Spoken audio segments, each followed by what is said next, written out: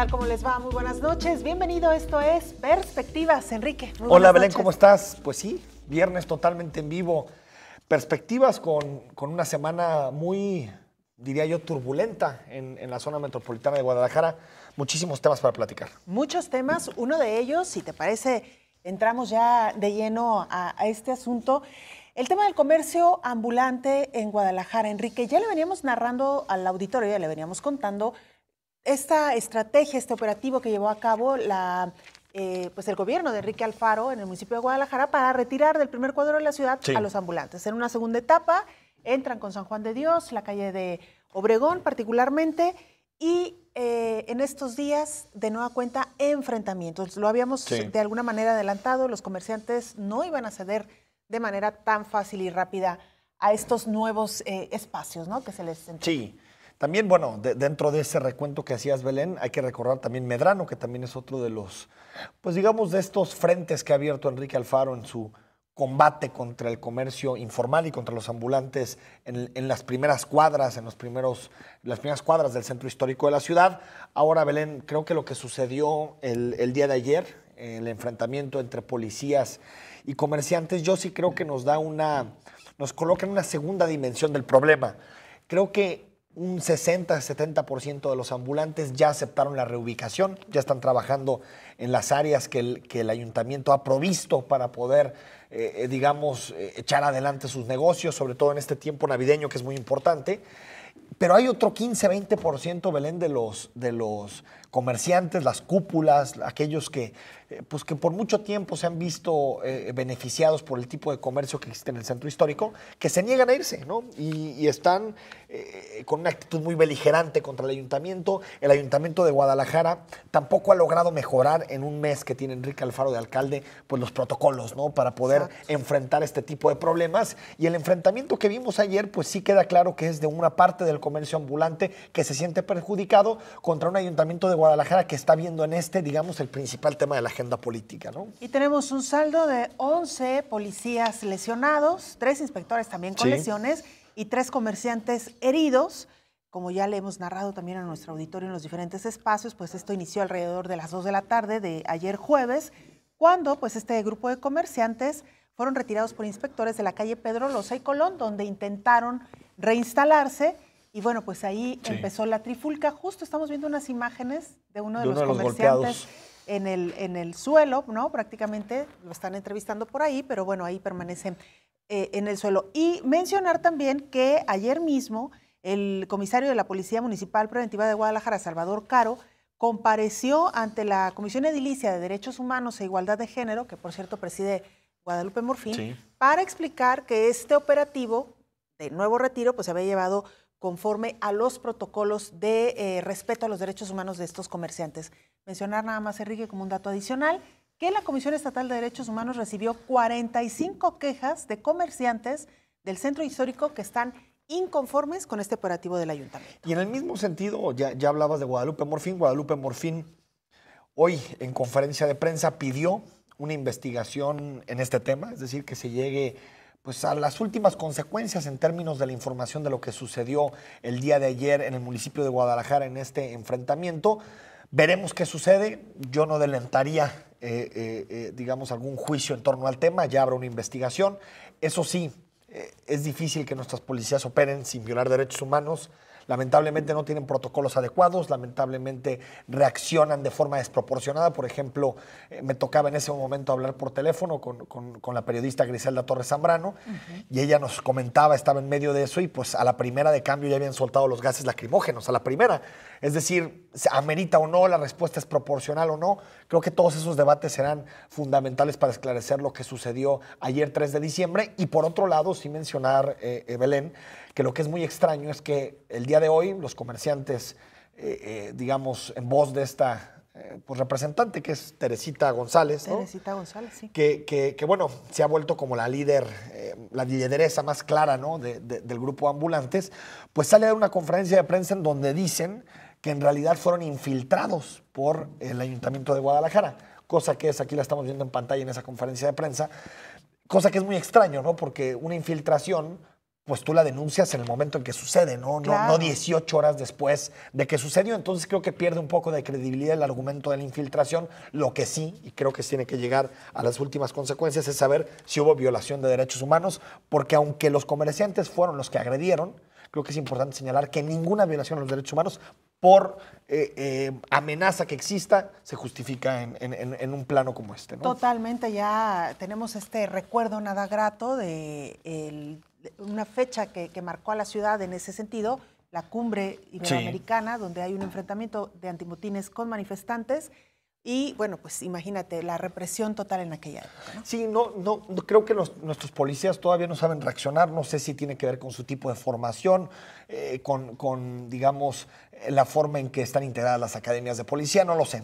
Tiene que ver con un análisis mucho más profundo. No saben reaccionar ante problemas de esta magnitud. Casi siempre es desproporcionada la reacción. Yo creo que, Belén, que es importante que con este 15 o 20% de comerciantes que quedan y que están insatisfechos, es importante que se retome el diálogo para que puedan, digamos, llegar a una negociación política. Claro. Porque al final esto se tiene que resolver sobre la mesa y no en enfrentamientos de este tipo, ¿no? Claro. Oye, y Enrique, ya que hablamos de seguridad y hablando de frentes abiertos, que es un frente abierto para el alcalde de Guadalajara, pero para muchos otros alcaldes en el estado, 18 homicidios en los 3 primeros días de diciembre. Los focos rojos, pues de nueva cuenta, se encienden y esto obligó a que hubiera una reunión en materia de seguridad donde participó el secretario general de gobierno, Roberto López Lara, el fiscal Eduardo Almaguer y algunos alcaldes de la zona metropolitana de Guadalajara. Llama la atención en este encuentro, en esta reunión, el llamado que hace Enrique Alfaro a mantener la unidad, es lo que pide, y a reforzar la coordinación en los trabajos para hacer frente a la delincuencia. Un día después, Belén, de que salió el mismo alcalde Enrique Alfaro a anunciar una serie de medidas para combatir a la inseguridad en el municipio de Guadalajara, entre ellas la contratación de 300 policías, 60 patrullas más, por una inversión de poco más de 3.5 millones de pesos, un aumento salarial asimilable a salarios y abonos de 1,500 pesos para los policías, es decir, una serie de medidas, yo diría muy tradicionales, no policíacas, no tanto de prevención del delito, no muy policíacas. Y creo, Belén, y lo platicamos, nos lo preguntábamos en ediciones pasadas de Perspectivas, no sé si Enrique Alfaro pensaba que la seguridad iba a ser, yo creo que sí lo pensaba, porque al final en la elección pasada la seguridad fue fundamental. Después de lo que sucedió el 1 de mayo en esta ciudad, pues fue fundamental. Pero yo creo que es un tema muy complicado, Belén, que es muy complicado que un presidente municipal lo resuelva y que tiene que ver con una implicación de los 3 órdenes de gobierno, nivel estatal, nivel federal, y creo que es un tema que le va a causar muchos problemas durante su trienio. Sí, que no va a ser sencillo. Él incluso hablaba de reacomodos en los grupos criminales, claro, ¿no?, que operan en nuestro estado, y evidentemente pues ocurren este tipo de enfrentamientos y de ejecuciones. Casi nos tenemos que ir a nuestro primer corte, Enrique, pero no podemos dejar de lado otro gran tema, el debate de la legalización de la marihuana en nuestro país. Esta semana también el presidente Enrique Peña Nieto pronunciándose claramente contra la legalización de la marihuana.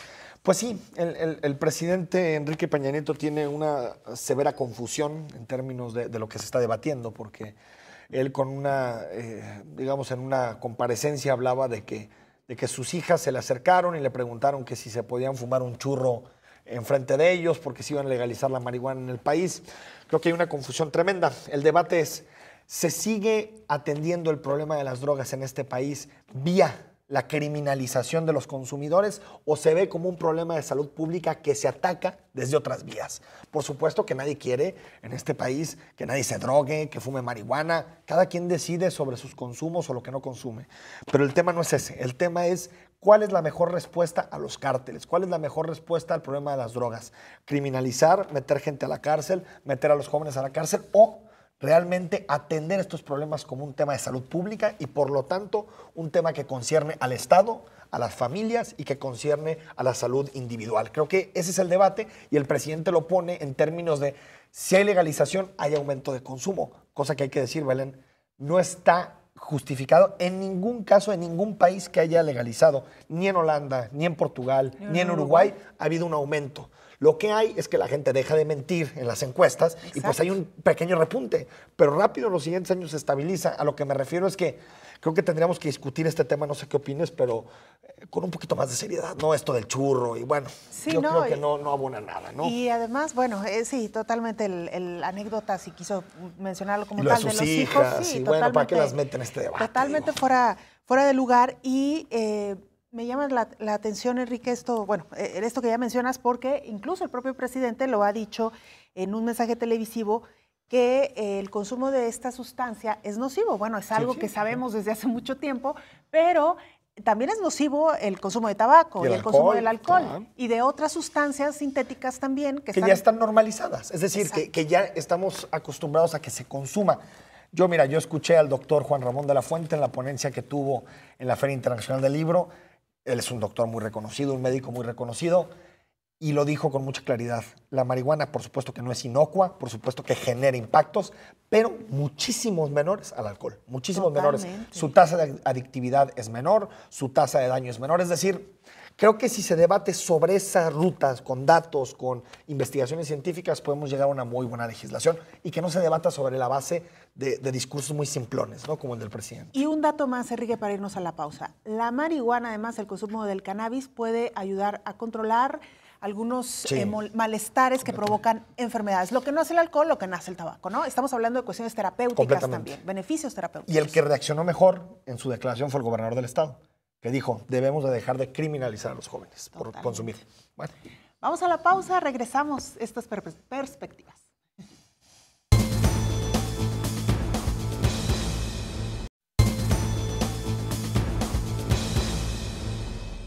Ya vuelvo.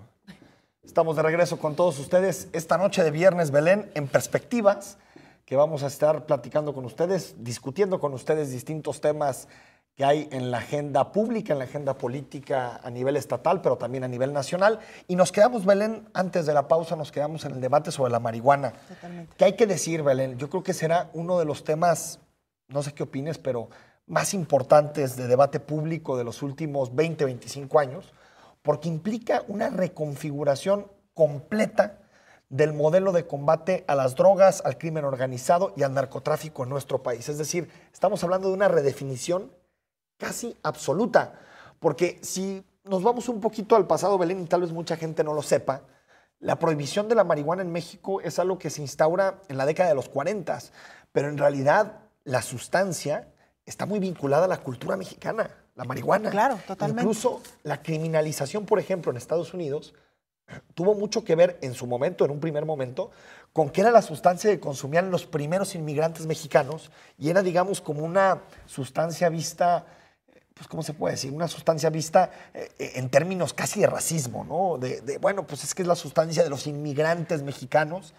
Y es lo interesante que al haber sido una sustancia muy vinculada a México desde un principio, lo interesante fue que en México se prohibiera de tal magnitud, ¿no? Claro, porque hay que recordar también que esto tuvo que ver con una evolución en el tráfico de drogas que hicieron los diferentes cárteles en nuestro país. Por ahí de la década de los 60, lo que se sembraba en este país y que se traficaba era la amapola. Luego con este operativo llamado Cóndor, en donde entra el gobierno de Estados Unidos y arrasa con todos estos plantíos, es ahí donde se empiezan a reconformar o a configurar los cárteles de la droga, que hay un reparto de territorio entre los diferentes cárteles y lo que se empieza a traficar es marihuana. Exacto.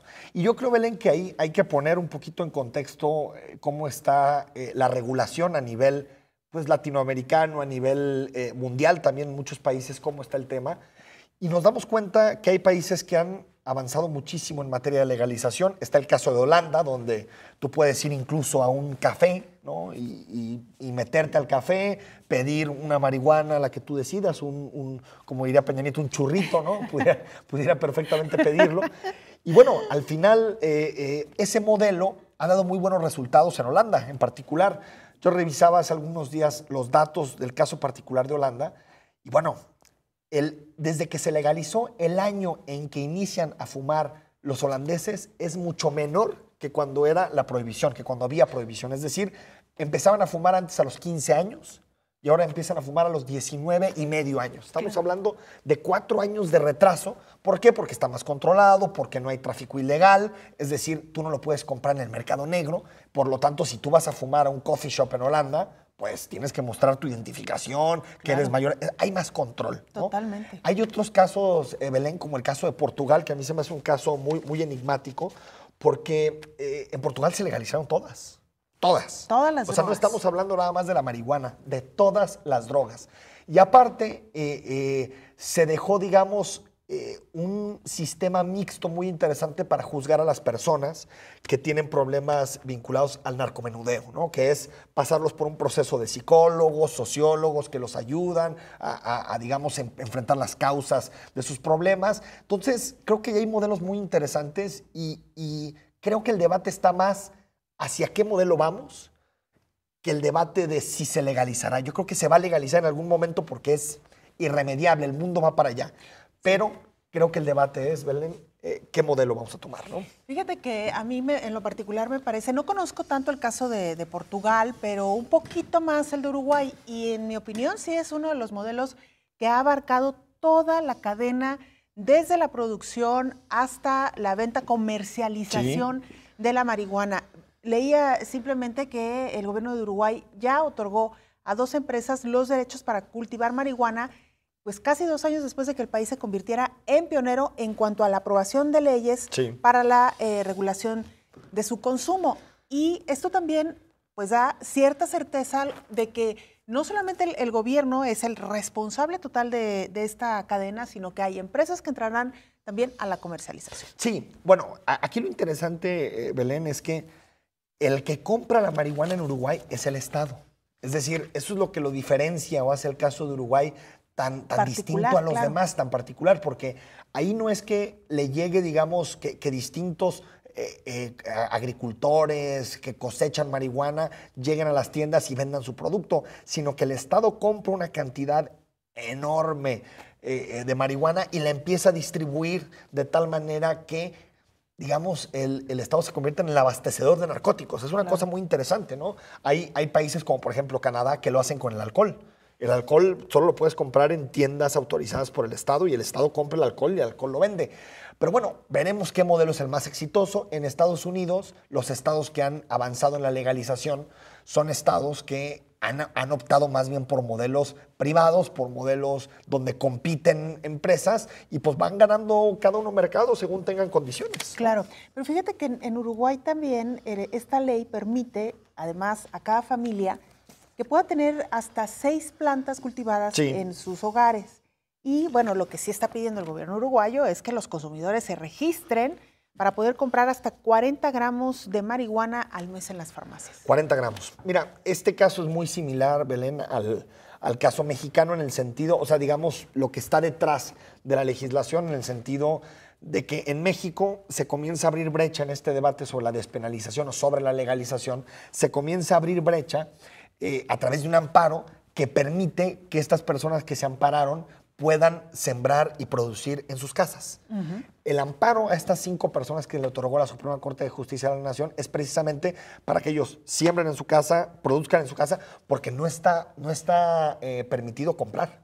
Exacto. Y no está permitido vender. O sea, tú lo que tienes que hacer es tramitas un amparo y después le pides a la COFEPRIS que te autorice que tú puedas sembrar en tu casa hasta, creo que en el caso de México son 10 plantas de marihuana. Es decir, estamos hablando de distintos modelos. Creo que en el caso mexicano, la ruptura del prohibicionismo, si se puede decir de esta manera, llegará más que a través de los políticos o más que a través de los diputados, llegará a través de los jueces. Claro. Llegará a través de las leyes, digamos, del garantismo, ¿no? Pero fíjate, de nueva cuenta, Enrique, cómo estamos judicializando algunos aspectos que tendrían que estarse debatiendo en el Congreso, porque de alguna manera tienen que ver con los derechos de todos los mexicanos, y se tiene que hacer por la vía judicial. El caso de la marihuana, pero también el caso de los matrimonios entre personas del mismo sexo que han podido casarse gracias a los amparos que ha emitido la Corte. Ahora sí que tenemos una Corte que está dando lecciones de cómo legislar o cómo se tendría que legislar a los propios legisladores. Bueno, ¿no? Es que fíjate, Belén, que en un pasado se pensaba que la Corte era en realmente un espacio muy conservador. Lo llegó a ser en un momento, ¿no? Incluso era pues el escudo del régimen, ¿no? Para que no hubiera transformaciones reales. Cuando venía una transformación política real, pues la Corte solo decía es inconstitucional y se acabó, no hay debate, ¿no? En este caso creo que el hecho de que la Suprema Corte y que los distintos tribunales hayan tomado digamos, la posición de avanzada en este tema, es porque los políticos siguen pensando que este tema no les da votos. O sea, yo creo que los legisladores, solamente el PRD, que lo ha propuesto tanto a nivel federal como a nivel, por ejemplo, se propuso en el Distrito Federal y se propuso en Jalisco, por ejemplo, ¿no? Esos 3 estados. A nivel federal, a nivel Distrito Federal y en Jalisco. Pero los distintos partidos, el PAN, el PRI, los que suelen tener las mayorías, siguen pensando que los mexicanos son conservadores, que los mexicanos no quieren ese tipo de temas, no quieren que se aprueben ese tipo de reformas. Y sin embargo, recuerdo perfecto que la encuestadora Parametría publicó una encuesta hace un poco más de 15 días sobre el tema y había cambiado mucho la perspectiva de los mexicanos. Es decir, si bien todavía hay una mayoría que reprueba la legalización de la marihuana, estamos hablando de que había antes un 78% que la rechazaba y ahorita hay un 57% contra un 43% que ya la aprueba. Estamos hablando de que entre más información, entre más se saben las consecuencias, entre la gente más va a distintas fuentes de información para poder saber realmente los daños que hace la marihuana, entre más ocurre eso, las posiciones quedan más claras y la gente va abriendo un poquito más su mente a este tipo de temas. Claro, ¿no? y yo recuerdo, Enrique, que tú lo mencionabas claramente cuando se realizó esta marcha multitudinaria en contra del matrimonio igualitario. Tú lo explicabas de una manera muy clara. A ver, señores, no nos confundamos. El hecho de que se legalice el matrimonio no es que te está obligando a ti a casarte con una persona. Pues no. Me parece que ahí también, si no te afecta a ti, pues entonces, digo, si alguien más se quiere casar con una persona del mismo sexo, me parece que tendría que ser muy respetable. Me parece que lo mismo está ocurriendo con la marihuana, Enrique, porque los padres de familia, principalmente, que algunos de ellos son los que se han pronunciado en contra de esta legalización, porque temen que sus hijos empiecen a fumar libremente o con mayor facilidad la marihuana, pues lo cierto que es un tema que tiene que ver con la educación en las familias. Completamente. Y que el hecho de que se legalice tampoco está invitando a estos jóvenes a que fumen marihuana. Entonces me parece que por ahí también como sociedad tenemos que tener ya cierta madurez, enfrentar estos temas y entender que mucho de la educación y de estos, digamos, beneficios o daños, pues se tienen que contar desde la familia, ¿no? Ahí tienes, o sea, en el tema de los impactos a terceros, yo diría que obviamente el consumo de enervantes, sea alcohol, sea tabaco o sea marihuana, produce efectos en terceros, es decir, el hecho de que alguien tenga un consumo de alcohol muy alto hace que tenga que ir a los servicios de salud y por lo tanto los impuestos de los demás sirven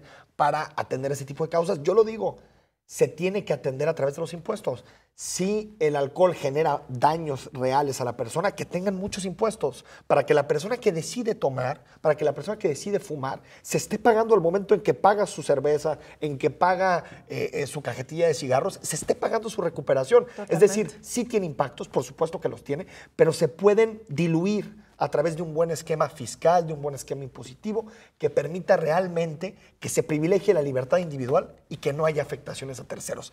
Creo, como lo dices, que de pronto existe esta idea de le quiero imponer al otro la forma en que yo veo el mundo. Claro. ¿Y por qué? Si en una democracia podemos coexistir perfectamente heterosexuales y homosexuales, gente que fuma marihuana y gente que no fuma marihuana, gente que es católica y gente que es atea. Es decir, no entiendo por qué tenemos que elegir, ¿no? Exacto. Entre una cosa o la otra cuando se puede perfectamente respetar el derecho de las dos personas, tanto de la mujer que no quiere abortar como de la mujer que quiere abortar, tanto de la persona que quiere fumar marihuana como de la persona que no quiere fumar marihuana. Es decir, creo que se puede, ¿no? Que se puede lidiar con ese encuadre normativo, ¿no? Y bueno, Enrique, para irnos a la pausa, un dato nada más. En torno a aproximadamente $1 estadounidense por gramo es lo que costará la marihuana en Uruguay, que es el precio en el mercado ilegal, según han explicado las autoridades allá en Uruguay. $1 por gramo. $1 por gramo aproximadamente. $1 por gramo. Entonces, si en México son 5 gramos lo que se permite de marihuana, sí, $5, ¿no? Estamos hablando de 70 pesos, ¿no? Aproximadamente. No sé cuánto ande en Holanda, pero bueno. No, mucho más cara, sí, no, mucho más cara. En Holanda estamos hablando de que, como diría Peñanito, un churro está como en unos 10 euros. No, bueno. Mucho más caro, ¿no? Totalmente. Bueno. Vamos al corte. Hacemos una pausa, regresamos.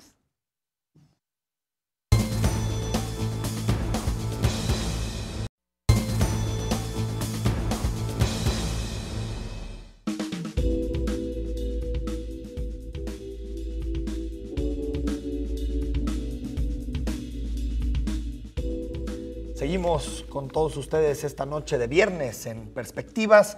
Otro tema, Belén, que es indispensable, que tenemos que tocar, y bueno, ya tiene bastantes días, bastantes semanas en la palestra pública, es todo el debate que existe sobre el salario mínimo, ¿no? El salario mínimo, que sabemos que en México es uno de los salarios mínimos pues, más bajos de América Latina. Totalmente. Después de Haití. Digo que tampoco es honrosa la comparación, pero México el salario es de 70 pesos con 10 centavos, la jornada de 8 horas, 70 pesos con 10 centavos, esto equivale a poquito más de 2,000 pesos mensuales como salario mínimo, cosa que por cierto está 600 o 700 pesos por debajo de lo que cuesta la canasta básica en este país. El tema está sobre la palestra pública y creo que es muy interesante, pues digamos, debatir cuáles podrían ser los alcances de este tipo de reformas, ¿no? Sí, no, totalmente, porque además, Enrique, hay que decirlo, me parece que uno de los aspectos que ha impactado en el ánimo de los mexicanos al momento de comparar su salario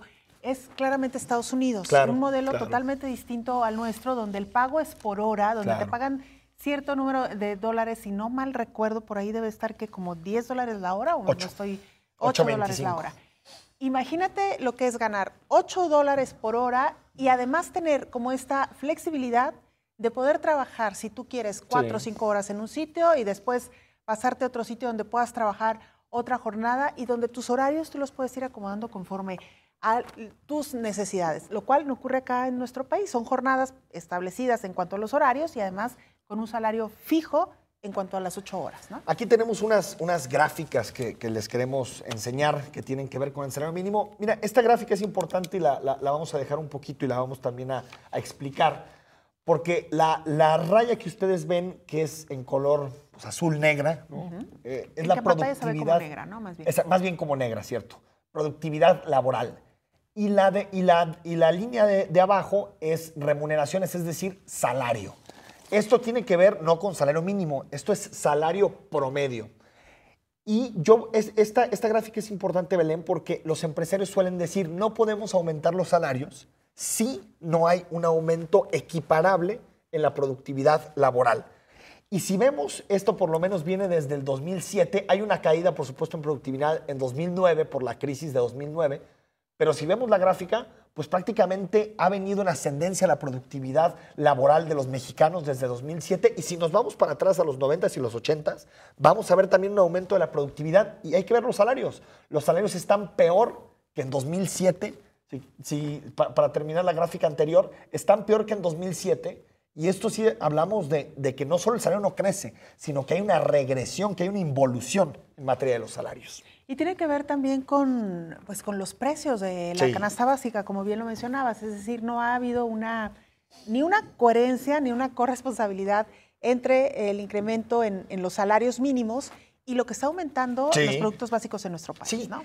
Pero ves esa diferencia, Belén, entre la productividad y el salario. Es que es tremendo. Impresionante. Entonces, cuando yo escucho a los empresarios decir, si no aumenta la productividad, no vamos a aumentar los salarios, les digo, la productividad viene aumentando por lo menos desde hace un par de décadas y los salarios están completamente deprimidos. Entonces esto creo que te habla de un país en donde esa distancia entre la productividad y la remuneración, ¿quién se la queda?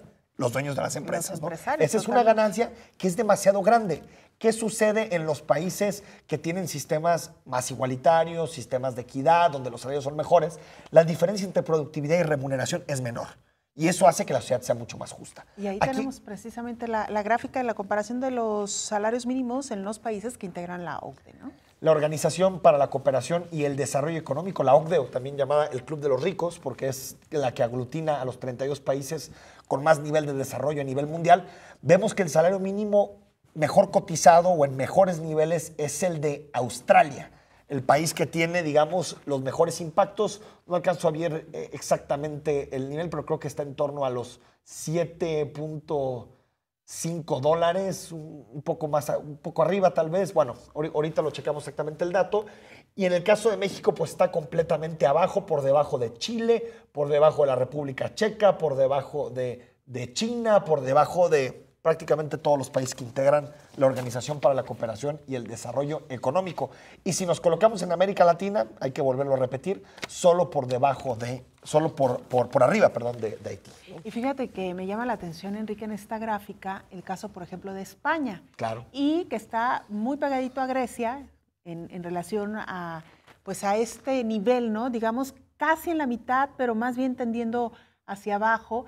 Y me llama la atención porque, bueno, en el caso particular de España, Grecia sabemos que tiene problemas muy particulares, pero en el caso de España, pues sí, desde hace varios años que tienen un problema laboral y de salarios tremendo, a pesar de estar o pertenecer a la Unión Europea, ¿no? Sí, aquí el tema de España, qué bueno que apuntas el caso concreto de España. España tiene un grave problema, sí, en salarios, pero sobre todo en tasa de desempleo. Tiene una tasa de desempleo del 25% a nivel general y entre jóvenes casi del 50%. Claro. Es decir, 1 de cada 2 jóvenes que busca trabajo está en el desempleo. Estamos hablando de una cifra tremenda y una cifra muy lacerante. Pero bueno, para explicar qué tiene que ver o qué impacta que el salario mínimo sea tan bajo, por qué es importante que los salarios crezcan. Y creo que aquí lo vemos muy claro. Si hay salarios más altos, los trabajadores pueden consumir. Si los trabajadores pueden consumir, se puede producir. Si se puede producir, se puede pagar mejores salarios. Es decir, lo que desencadena todo el ciclo económico es el consumo. Si no hay consumo, no hay todo lo demás. Y en México nos hemos acostumbrado a ser un país en donde el consumo es muy bajo, la gente llega apenas a final de mes y por lo tanto no se puede producir tanto, no se puede emplear a mucha gente. Es un ciclo que empieza con el consumo, ¿no? Oye, Enrique, y tratando de explicar un poco esta brecha enorme entre la productividad y los salarios, decías, bueno, ¿dónde queda toda esta productividad o estas ganancias de esta productividad en los empresarios? Me parece que también en los últimos años ha sido todavía más marcado esta tendencia en las empresas a hacer más por menos. Exacto, ¿no? Más labores, ¿no? Más labores con menos personal. Completamente. Entonces, el trabajo sale sí o sí, independientemente de si antes tenías 10 trabajadores y hoy tienes 5. Exacto. Y eso habla de la precarización laboral, de muchísimos elementos que creo que tendríamos que poner sobre la mesa.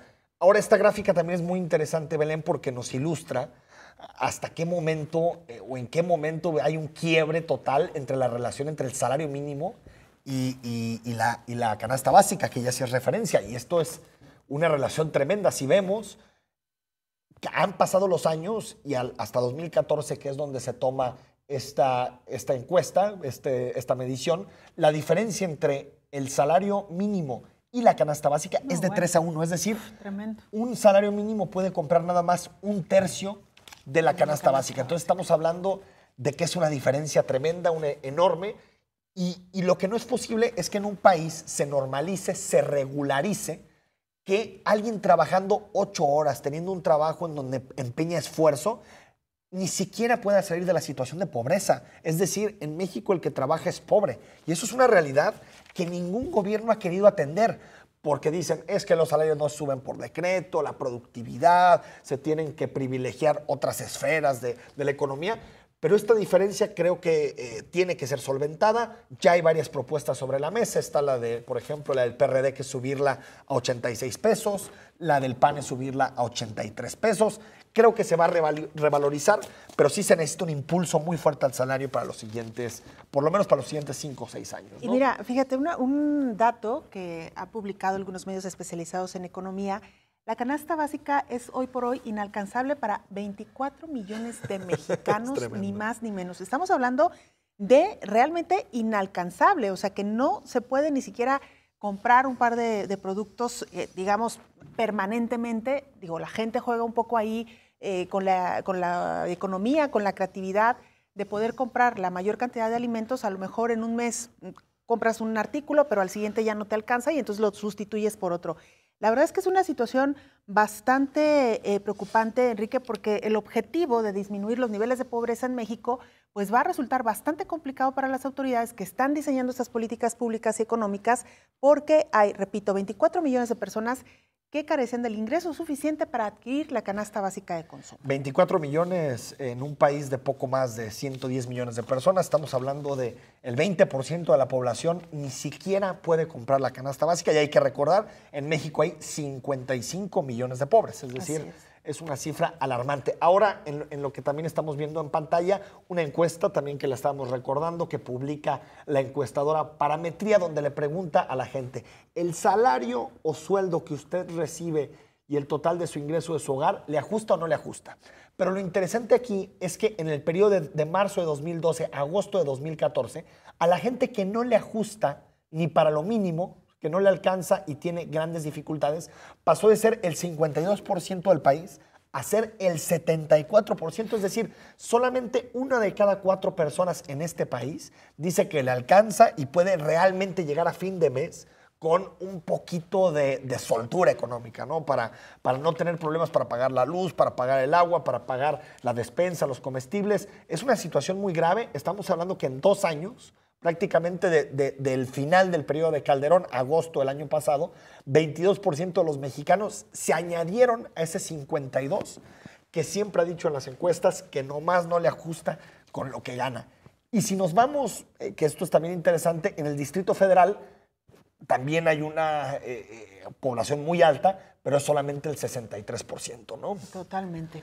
Y ahí estamos viendo precisamente otra gráfica donde en México pues, se ha iniciado esta discusión sobre el incremento del salario mínimo y una encuesta de Parametría, como claro, ya lo hacías referencia, la pregunta era, por lo que usted sabe o ha escuchado, ¿qué partidos o personas proponen subir el salario mínimo en el país? Fíjate, lo interesante aquí es que a nivel nacional la mayoría de los mexicanos creen que el que impulsa este tema es el PAN, con el 10%, ¿no? Y después 9% el PRI, que por cierto no ha hablado del tema, ¿no? Entonces es interesante que hay un 9% de, seguramente priistas, que dicen que el PRI está impulsando el tema del salario mínimo. Y en el Distrito Federal sí queda muy claro, porque pues, es gobernado por el PRD. Día a día, claro. Y Miguel Ángel Mancera, hay que recordar, por decreto aumentó el salario mínimo para los administradores, para los que trabajan en la administración pública del gobierno del Distrito Federal. Es decir, estamos hablando de cómo se traduce el mensaje político, el discurso político, y que a nivel nacional pues sí hay una mayoría de mexicanos que creen que el Partido de Acción Nacional es el que impulsa la causa del salario mínimo, mientras que en el Distrito Federal queda muy claro que es el PRD. Ahora, ¿qué tan difícil es que pase este tema?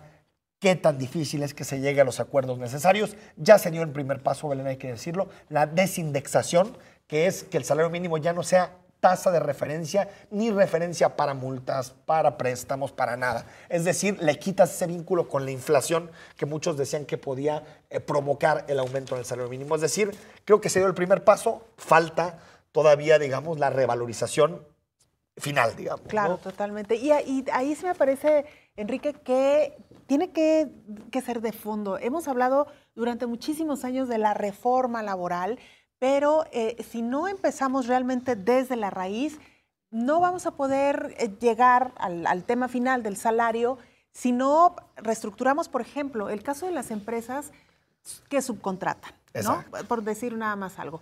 El caso de los patrones que están obligados a dar ciertas prestaciones a sus trabajadores y que no se las están dando.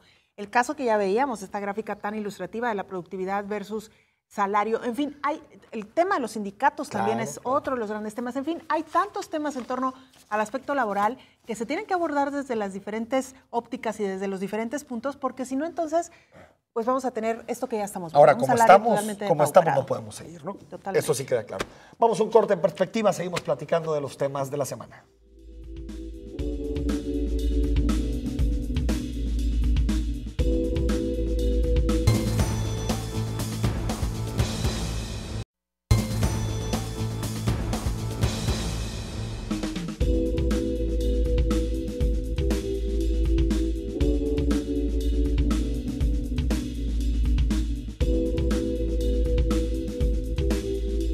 Estamos de regreso, totalmente en vivo en esta noche de viernes, Enrique, que por cierto, la ciudad bastante caótica, ¿no? Particularmente hoy tuvimos muchísimos problemas para trasladarnos de un sitio a otro y digo, llama mucho la atención porque, según yo, en viernes quincena es cuando es más complicado. Sí, hoy es viernes, pero no es quincena, totalmente. Sí, yo también volteé a ver y dije, pues igual fue quincena, pero no. Creo que la ciudad, los viernes entre las 6 y las 9 de la noche prácticamente se desquicia y hay que añadirle, Belén, el tema de la FIL, ¿no?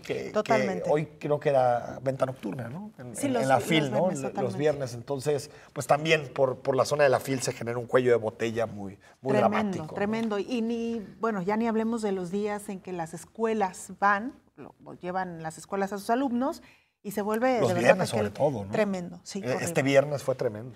Pero bueno, pues esperamos que usted haya llegado a tiempo a su casa a descansar y que ya nos esté siguiendo a través de Canal 44, la señal de todos. Enrique, esta semana, particularmente Canal 44, hablando de medios, pues estamos muy contentos con el resultado que tuvo TV Morfosis. Sí. Un evento que hemos llevado pues ya durante 5 años, que estamos en la 12ª edición y que este año llevó por título Creatividad en la Era Digital. ¿Qué es TV Morfosis? Bueno, TV Morfosis es una serie de programas en los que se debate y se habla del futuro de la televisión. Evidentemente esto integra pasado, presente y futuro. Claro. Y con el adicional, Enrique, sobre todo y particularmente en los últimos años, se ha hablado de esta televisión que cada vez está más vinculada o amenazada incluso por las nuevas tecnologías, la nueva forma de comunicar o lo que también le han llamado la televisión en todas partes, ¿no? La televisión TV everywhere. Claro. Así es. A mí, bueno, la verdad es que se me hace un evento que innova en prácticamente todos los segmentos, ¿no? de lo que tiene que ver con este tipo de producciones. Bueno, a ti te tocó vivirlo de primera línea, fuiste la conductora de estos espacios, de estos programas, pero creo, Belén, que hay muchos temas muy interesantes que se colocaron sobre la palestra en TV Morfosis, como por ejemplo la participación de las audiencias, de los auditorios en los contenidos de la televisión. Yo recuerdo algunas frases que leí por Twitter que eran muy interesantes, como la televisión que no interactúe, que no tenga relación clara y le ponga el micrófono a su audiencia, pues está condenada a morir, ¿no? Al final vivimos en una etapa en donde ya no basta con ese mensaje unilateral que solamente va del medio hacia las audiencias, sino que es importante analizar esos canales de retroalimentación, esos canales de interacción entre las audiencias y los canales de televisión, en los canales también las estaciones de radio, todo, ¿no? Yo creo que son debates muy interesantes. No sé si en México hemos avanzado mucho en este aspecto en particular, pero por lo menos hay muchas personas, académicos, periodistas, presentadores, que ya tienen muy claro que la televisión va para este rumbo, ¿no? Fíjate, Enrique, que este año particularmente lo que llamó la atención fue la idea de que la televisión como tal no morirá. Sí, y lo decimos, lo decimos, ¿por qué lo decimos? Lo decimos porque todavía hasta el año pasado se hablaba de que la televisión estaba viviendo sus últimas horas. Bueno. No ha sido así, evidentemente. Los contenidos son los que evidentemente se tienen que transformar, y esto que ya mencionabas, la forma de comunicarte con las audiencias. Es un problema realmente muy complejo y me parece que esta es una de las grandes conclusiones de TV Morfosis. No podemos hablar, digamos, ni de una receta para que un medio sobreviva, pero tampoco podemos adelantar mucho de lo que va a pasar. ¿Por qué? Porque, por ejemplo, uno de los invitados a este encuentro, que sin duda alguna es referencia a nivel internacional, digamos que es como el gurú en muchos sentidos de las redes sociales y del Internet, Carlos Escolari, él, que incluso ha acuñado este tema del ecosistema de medios donde todos conviven, él decía, es tan complicado encontrar el equilibrio entre todos los medios porque cada día están surgiendo nuevas formas de comunicarte, están surgiendo nuevas formas de interactuar y la velocidad con la que estamos avanzando es tal que no te permite llegar como a un respiro y decir, esta es la situación actual y parece que por allá va el tema, ¿no? Claro.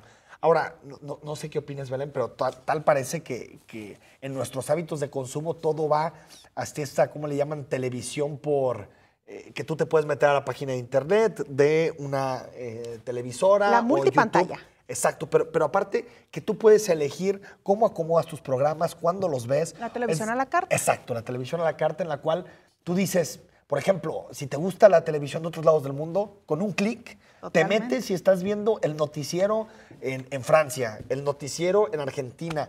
Puedes ver un partido de fútbol que se juega en Brasil y lo puedes ver exactamente a la hora que tú quieras. Es decir, eso es muy interesante porque nos habla también de otra forma muy distinta en la que la televisión se relaciona con su espectador, porque ya es distinto, ya no es bueno, si no nos vieron, en este caso a Belén y Enrique a las 9 de la noche, ya no nos podrán ver nunca, como era antes, ¿no? Exacto. Me lo perdí, no lo grabé, no se va a poder. Bueno, ¿no? y cuando se grababa, pero imagínate antes cuando ni se podía grabar. No, era estar ahí, ¿no?